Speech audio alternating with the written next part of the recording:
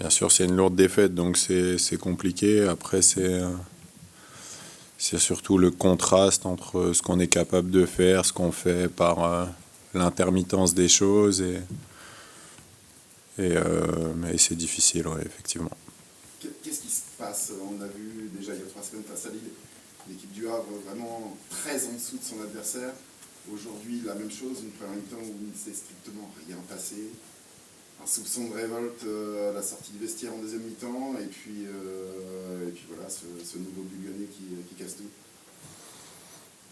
Ouais, en fait, il y a beaucoup de scénarios différents. Au début, je pense que la dynamique fait qu'on veut surtout être solide.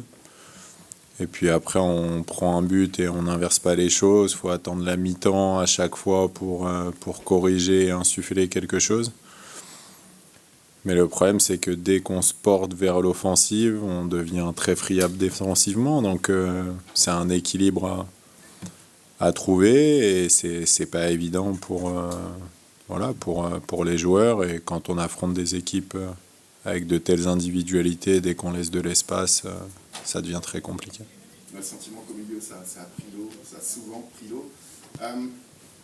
Quels ont été tes choix? Pourquoi ces choix? Pourquoi Yacine sur le banc? Pourquoi on voit si peu d'Aler Kouzief actuellement? Franchement, c'était un choix. Ça a été sûrement le plus difficile. On en a encore parlé ce matin avec le staff. Il y avait la volonté de voir Oussama qu'on espérait nous apporter sa touche technique d'un point de vue offensif. Rassoul parce que on sait que quand on joue à 3 derrière, souvent offensivement on manque un peu de force offensive, et lui on sait que à chaque fois il est capable d'avoir une frappe ou de nous apporter quelque chose. Donc c'était un peu la réflexion, mais voilà, il n'y a pas. C'était le choix le plus compliqué, le milieu de terrain à composer. Est-ce que vous sentez vos joueurs un peu tétanisés, gagnés par la fébrilité? Je sais.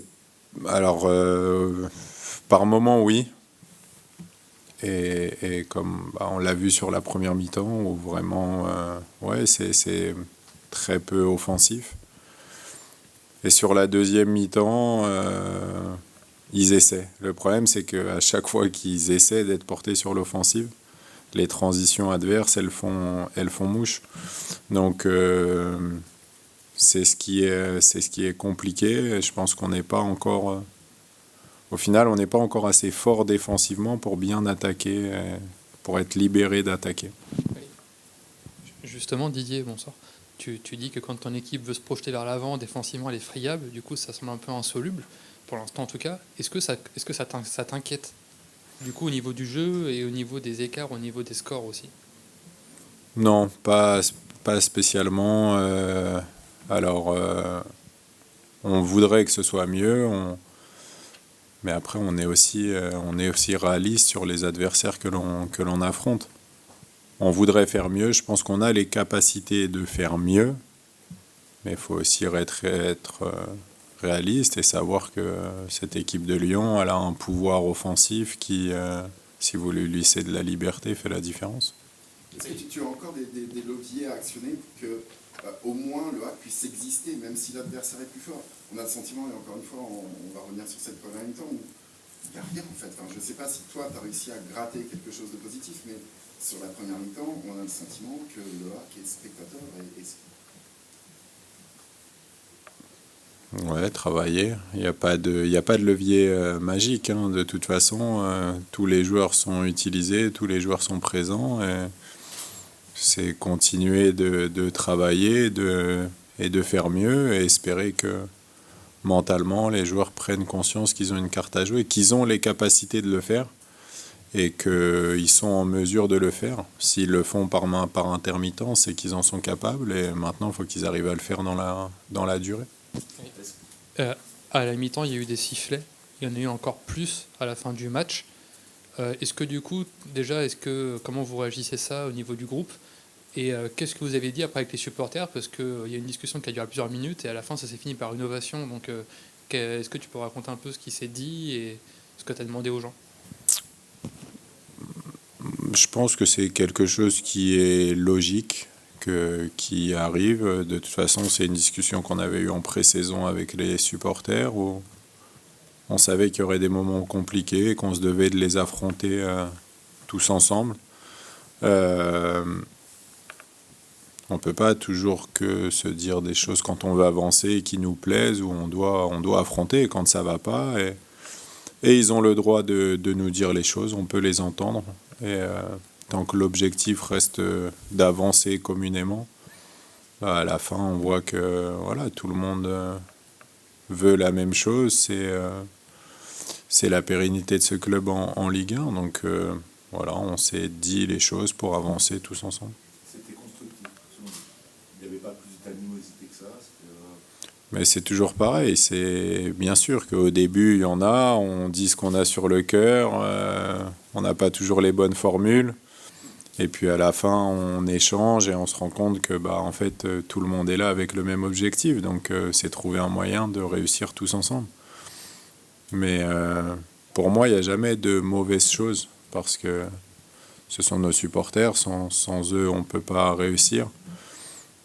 Les joueurs, on peut être d'accord, pas d'accord, mais ils se donnent et il faut trouver les choses. Mais on ne peut pas dire qu'ils n'ont pas envie. Donc à la fin, tout le monde est là pour la même chose. C'est la réussite du club. Et une dernière question? C'était quoi le plus gros reproche qu'ils ont pu vous formuler finalement, les supporters? Bon, non, il n'y a pas eu d'essayer d'exister, mais après, c'est toujours la même chose. C'est avoir des réalités en face.